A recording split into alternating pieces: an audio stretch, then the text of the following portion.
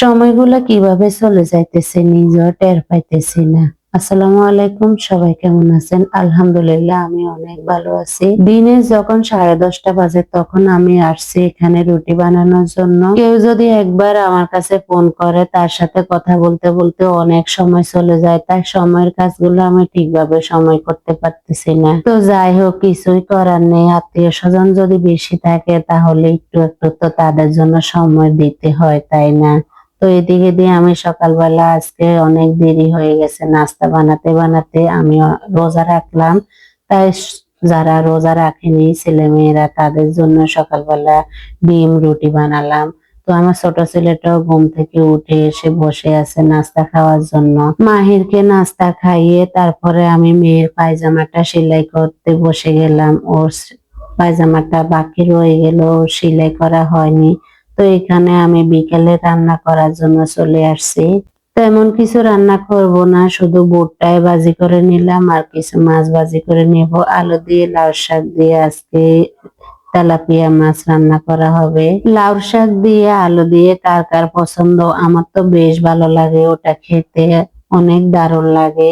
শাক না হলে আমার যে ভালোই লাগে না, একটু একটু শাক খেতে আমার অনেক পছন্দ। 30 রোজা রাখলাম, এত কষ্ট হয়নি। এখন যে 6 রোজা আছে ওটা আজকে থেকে শুরু করলাম, এত কষ্ট হইতেছে। তারপরও যেহেতু রোজাটা রাখতে হবে, তো কষ্টের দিকে তাকাই তো কোনো লাভ নাই, রাখতে তো হবে। তো আপনারা কি রোজাটা রাখেন কিনা? 6 রোজা, 30 রোজার পরে যে 6 রোজা রাখার নিয়ম আছে ওইটা কি আপনারা রাখেন কিনা? যারা যারা রাখেন অবশ্যই কমেন্টে জানাবেন। আগে আমি এই 6 রোজাটা রাখতাম না, আমার হাজবেন্ড প্রতি বছরে রাখে, তাই ওকে যখন রাত্রে খাবার দেওয়ার জন্য উঠি তাই আমিও রাখার চেষ্টা করি। এখন অনেক কষ্ট হয় এই রোজাটা রাখতে। আগে আমাদের দাদি নানিরা বলতো 30 রোজা সাক্ষী নাকি এই 6 রোজা। আসলে এটা ভুল কথা, এটা একটা সওয়াবের কাজ। এখনকার ওয়াজ শুনলে বোঝা যায় আগেরকার দাদি নানিরা অনেক কথাই ভুল বলেছে, তারা অনেক কিছুই জানতো না।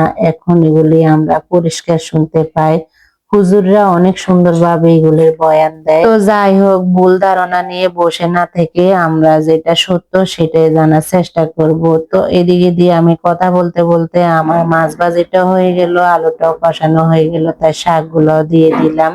আমি যখন এই ভিডিওটা এডিটিং করেছি বা ভয়েস দিতেছি তখন ঠিক রাত্রে 12:30 বাজে। আমার ছেলে মেয়ে কেউ ঘুমায়নি, মাঝে মাঝে একটু শব্দ আসতেছে যেটা আমার ছোট ছেলে করতেছে। তো আমি সেই জন্য দুঃখিত, কারণ আমার কিছুই করার নেই। ছোট মানুষ বুঝেলেও বুঝে না, যেটা নিজে বুঝে সেটাই করে।